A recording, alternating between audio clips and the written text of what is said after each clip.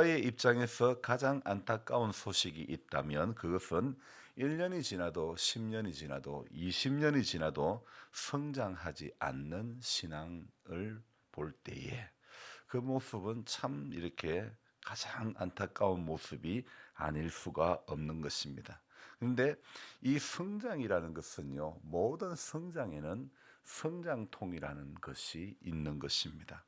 아이들이 자라면서 여러 가지 성장을 위한 고통의 시간을 지나게 되는데, 마냥 엄마 품에 아빠 품에 붙어 있다가 부모와 떨어져 이제 유치원을 가게 되고 학교를 가게 될 때에 안 가려고 막 울고 불고 하는 그런 것들을 여러분은 자녀를 키우면서 또 손주를 키우면서 많이 경험해 보셨을 것입니다. 또한 사춘기를 지나면서 자신도 모르게 예민해지는 그런 성장통을 겪고 나서야 성인이 되어가는 것이죠. 여러분, 신앙생활도 이런 성장통이 있다고 봅니다. 늘 그 자리에 머물러 있으면 성장은 결코 없는 것이죠.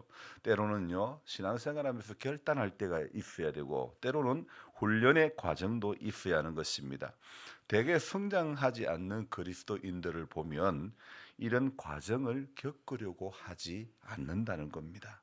우리의 자존심이 무너지기도 하고 또 교만과 아집이 무너지는 그런 고통이 있을 수도 있습니다. 그러나 자존심이 무너지는 게 싫어서 이러한 과정을 겪지 않는다면, 피한다면 우리의 신앙은 결코 성장할 수가 없는 것입니다. 미켈란젤로라고 하는 유명한 조각가가 있습니다. 이분이 한 번은 이렇게 훌륭한 어떤 그 조각 예술품을 만들기 위해서 대리석을 이렇게 깹니다. 뭐 듬뿍듬뿍 깨 나갑니다.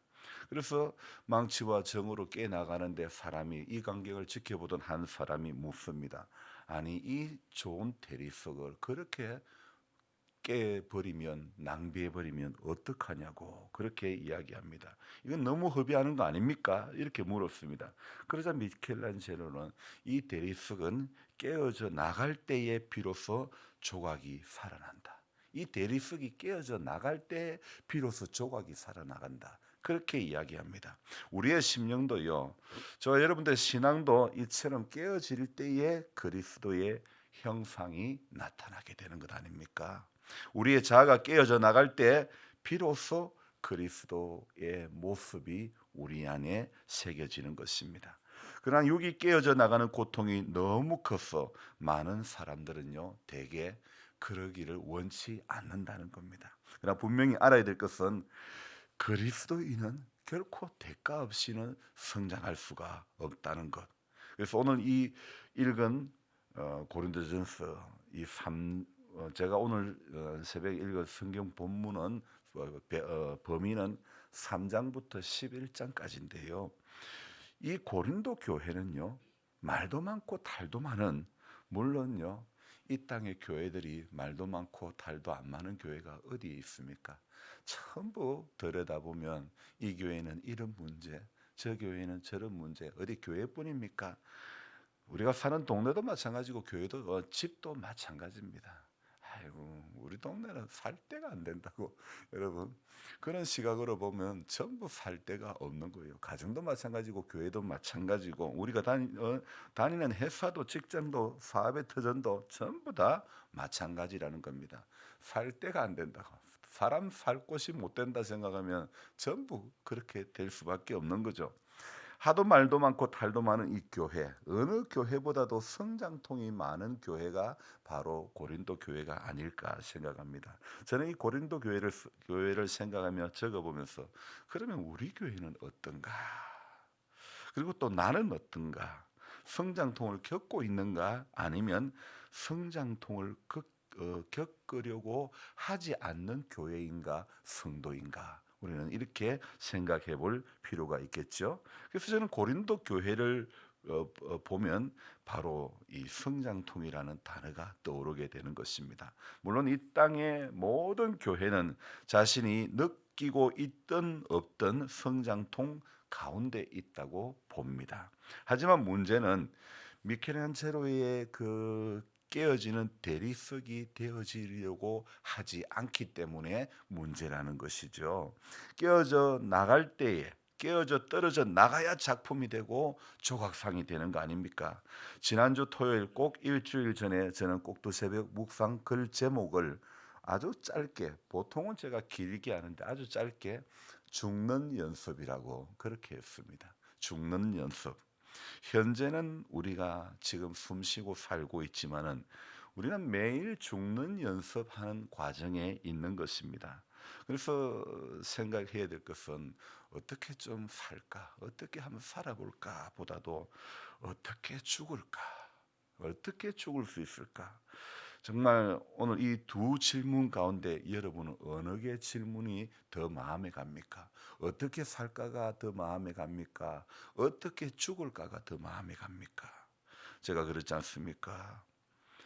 손주를 낳고 보니까 아이 때는 아들 제 자식을 낳았을 때는 모르겠지만은 정말 잘 살아야 되겠다.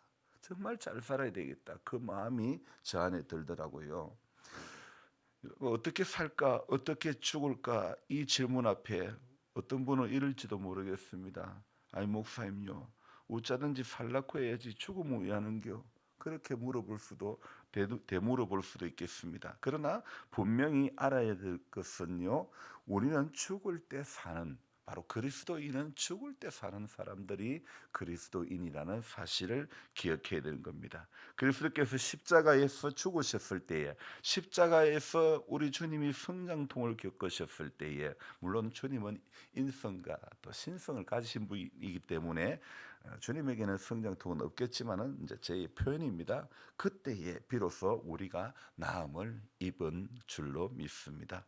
고린도전서 2장 말미와 이 3장 서두에 이 사이에서 일어난 이 이야기, 바울이 여기에서 말하고자 하는 것은 어떤 이야기냐 하면요, 바울은 이 2장 14절부터 3장 이 서두에까지 세 종류의 사람에 대해서 이야기를 하고 있는데요.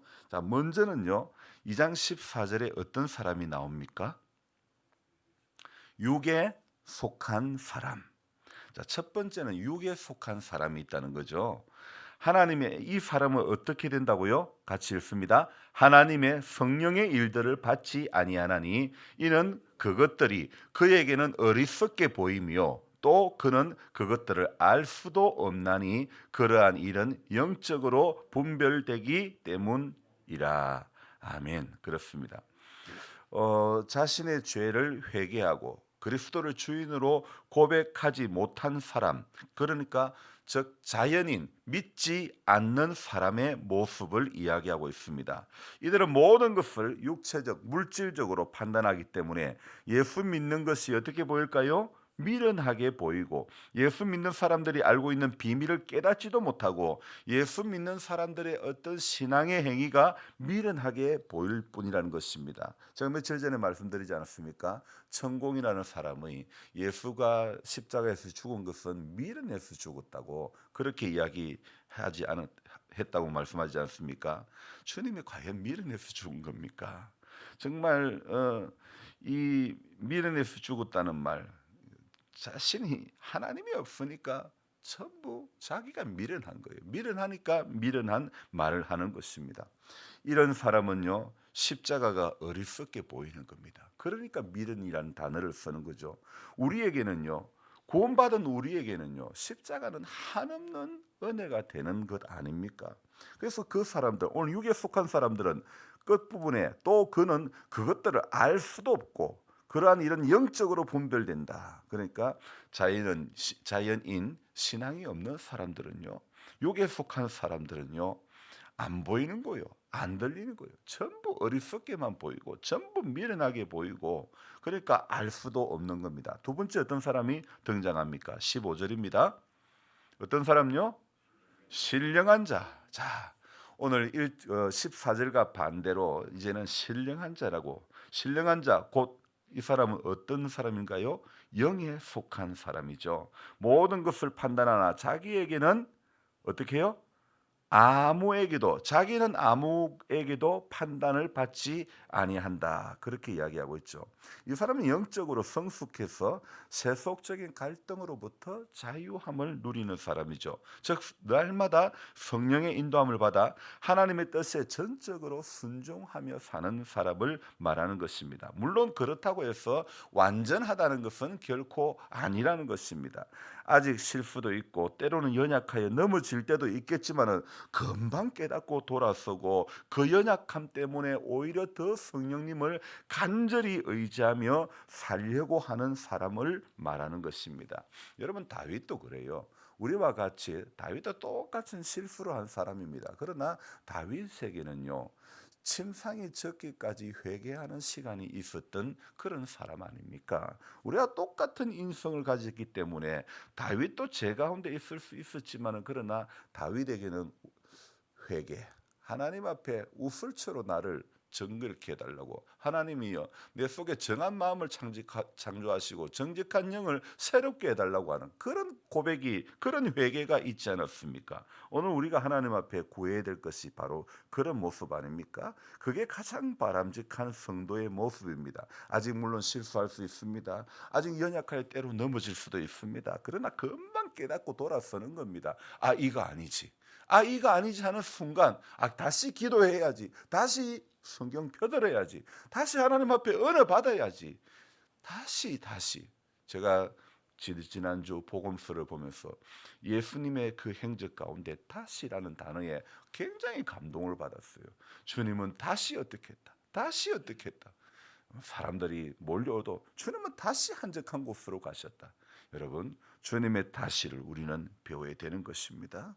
그리고 마지막으로 3장 1절에 들었으면 또 어떤 사람이 또 보입니까? 어떤 사람요? 중간쯤 나오죠. 육신에 속한 자 그렇습니다. 육신에 속한 자. 이 사람은요. 중생은 하였으나 거듭났고 구원에 대한 확신은 있으나 여전히 육신의 것, 본능적인 욕구나 인간적인 것에 따라 살아가는 그런 사람을 의미하는 것입니다. 그래서 이 사람은 어떤 사람요? 육신의 정욕을 쫓아가는 사람. 안목의 정욕을 쫓아가는 사람, 이생의 자랑을 쫓아가는 사람이라 할 수 있겠죠. 자기 중심에 온전히 주님을 모시고 살지 못하고 여전히 자기 중심적인 삶을 살아가는 성숙하지 못한 그리스도인을 말하는 것입니다.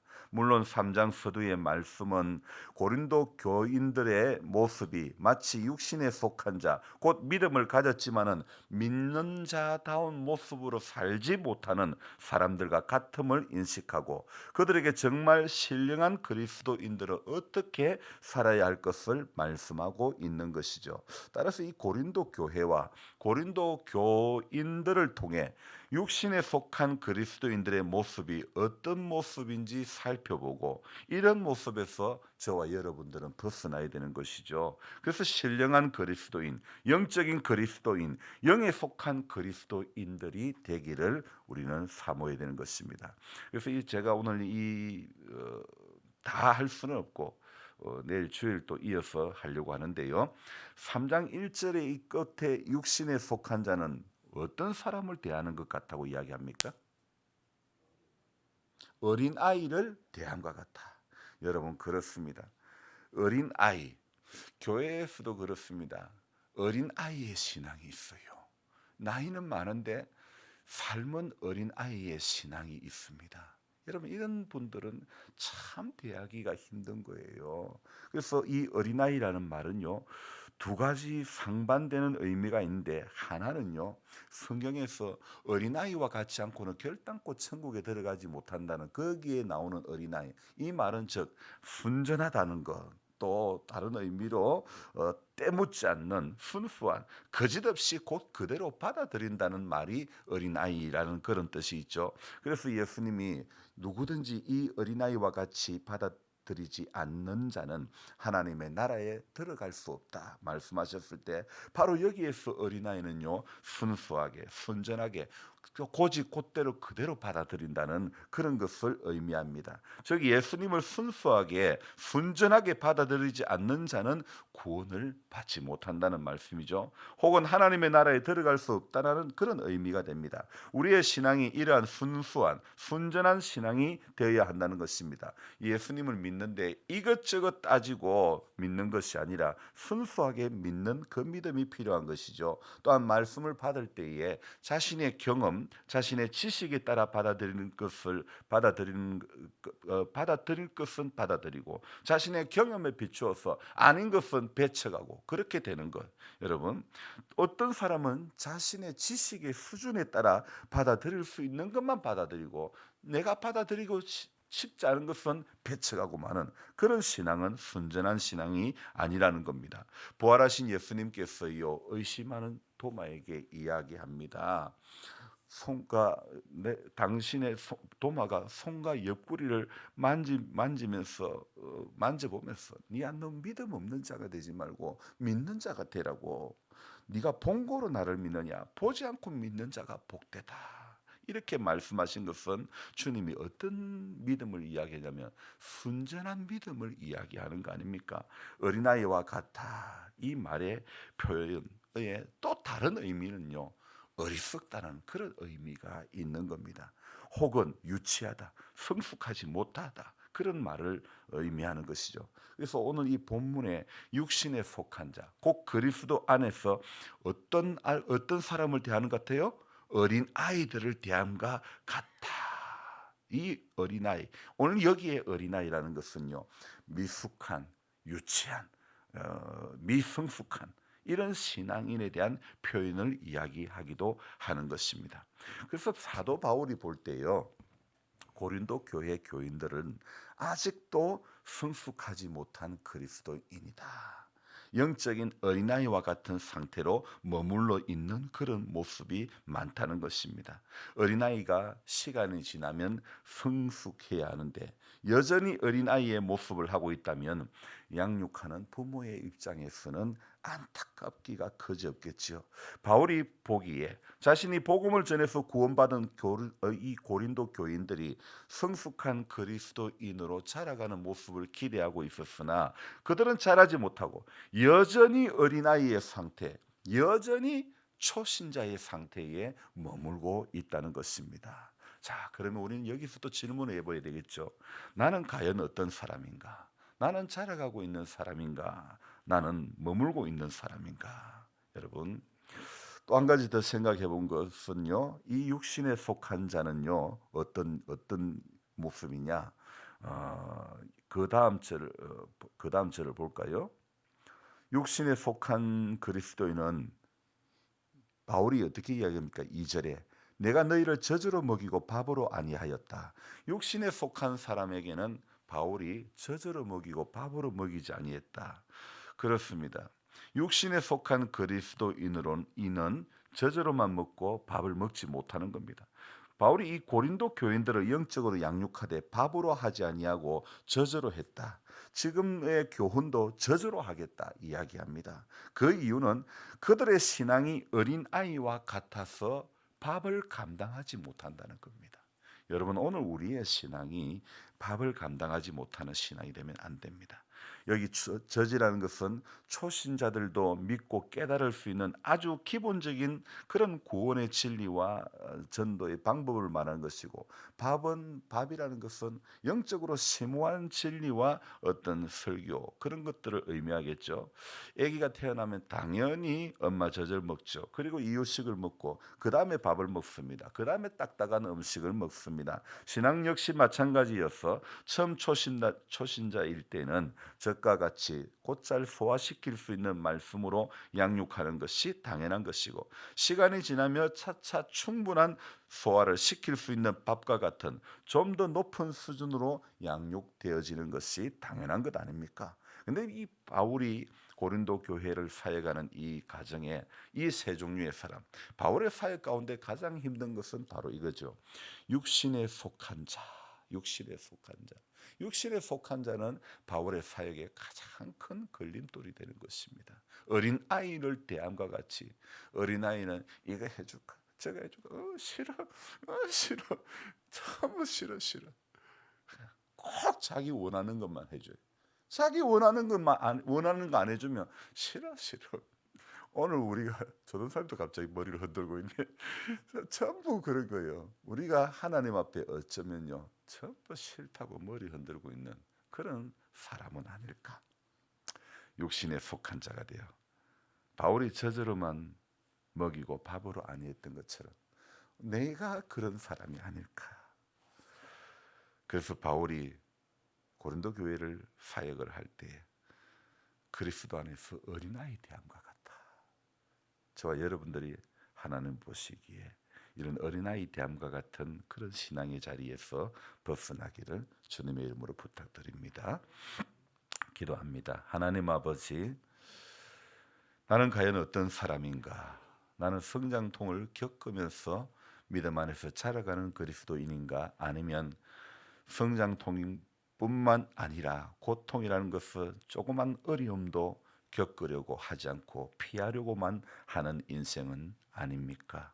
우리 하나님 아버지, 선한 사마리아인의 비유가 생각이 납니다. 어떤 사람이 강도 만났는데, 그런데 굉장히 어려움을 당했는데 제사장도 그냥 지나가고 레위인도 그냥 지나가고 다 그냥 지나간데 사마리아인만이 부비가 더 들면 내가 와서 줄 테니까 이 사람 잘 치료해 달라고 했던 그 사마리아인, 하나님 앞에 지나갔던 레위인 제사장, 아는 것은 충분한, 아는 것은 너무 많은 사람입니다. 그러나 주님이 그에게 만나게 해준 강도 만난 사람에 대해서는 외면하고 말았습니다. 오늘 우리가 그러한 사람이 되어서는 안 될 것 같습니다. 주님, 오늘 우리의 필요와 우리의 손길, 우리와 함께 우리의 도움이 필요한 인생들이 있습니다. 주님, 우리가 마냥 어린아이를 대함과 같은 삶이 되지 않고 그 어린아이와 같은 사람들에게 손을 내밀어 줄 수 있고, 또 우리가 밥을 먹으며 젖을 먹을 수밖에 없는 신앙의 사람들을 세워가며 함께 기도하며 또 그렇게 우리 임기교회 공동체를 세워갈 수 있기를 소망합니다. 하나님, 우리가 잘하지 않고서는 결코 하나님의 마음을 시원하게 해드릴 수가 없습니다.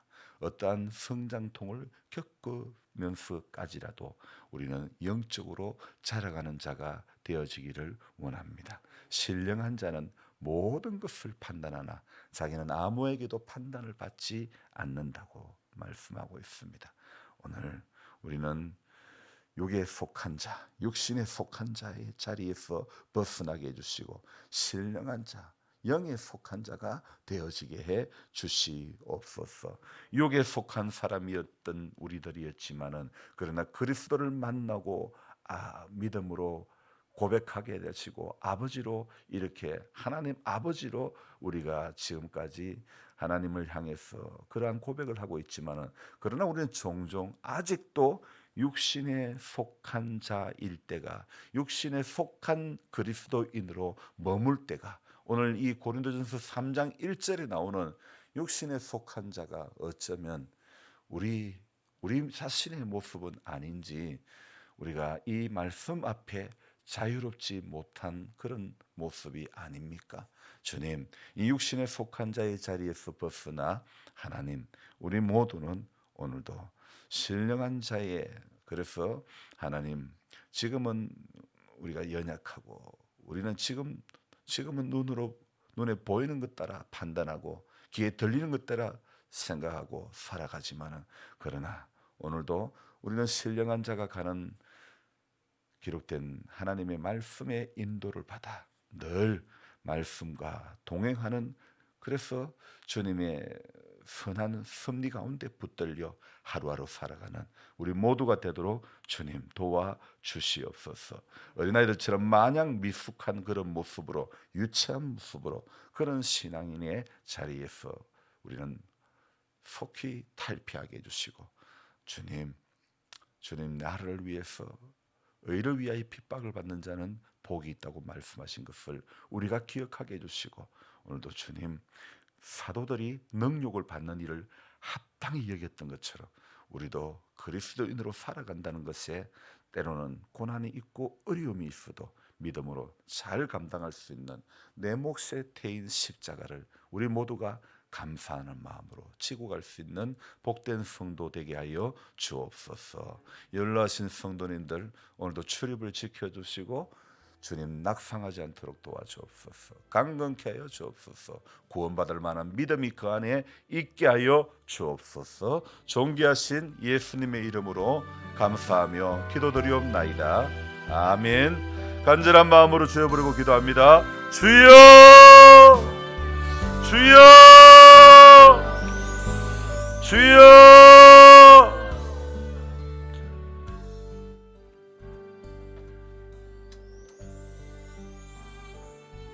하나님 아버지,